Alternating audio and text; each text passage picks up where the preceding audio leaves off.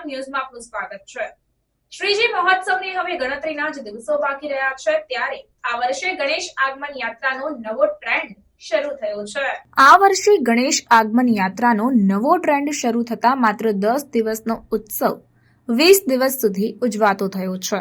સ્થાપનાના 10 દિવસ પહેલાથી જ આયોજકો ભવ્ય આગમન યાત્રા યોજે છે, જે માટે ઇવેન્ટ મેનેજમેન્ટ કંપનીઓને કામ આપીને પ્લાનિંગ કરાય છે।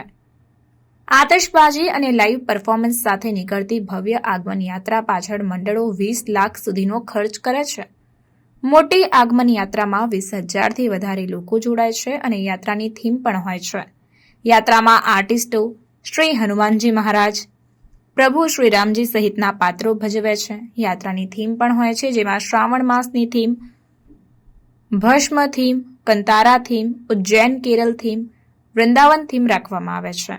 આ વર્ષે 200થી વધુ આગમન યાત્રાઓનું આયોજન થયું, જેમાં મોટા મંડળોએ તો આગમન યાત્રા માટે ઇવેન્ટ મેનેજમેન્ટ કંપનીઓ હાયર કરી અને નાના મંડળોએ પણ 4થી 8 લાખ રૂપિયા સુધીનો ખર્ચ કર્યો છે।